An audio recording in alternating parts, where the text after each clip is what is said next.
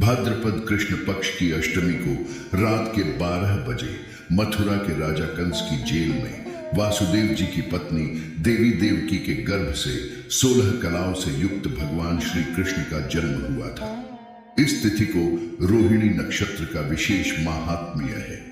इस दिन देश के समस्त मंदिरों का श्रृंगार किया जाता है। कृष्णावतार के उपलक्ष्य में झांकियां सजाई जाती है। भगवान कृष्ण का श्रृंगार करके झूला सजाया जाता है।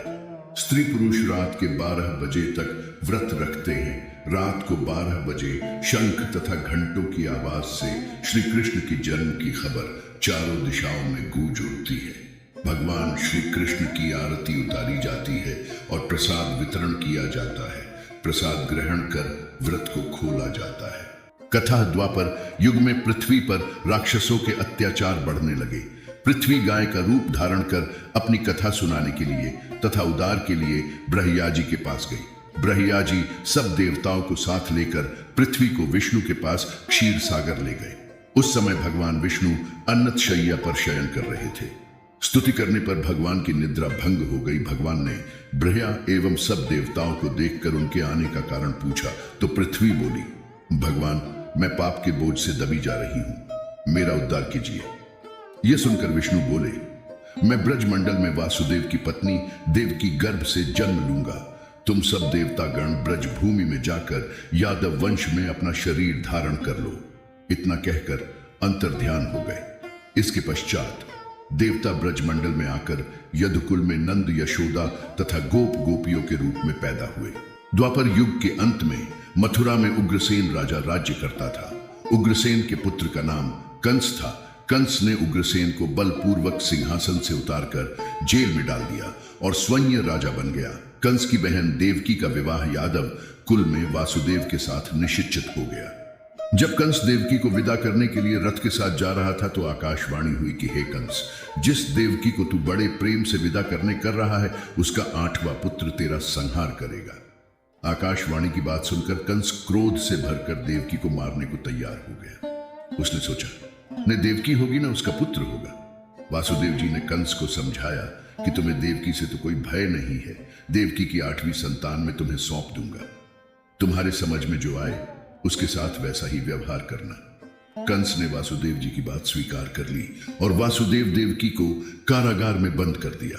तत्काल नारद जी वहां पहुंचे और कंस से बोले कि यह कैसे पता चला कि 8वां गर्भ कौन सा होगा, गिनती प्रथम से या अंतिम गर्भ से शुरू होगा।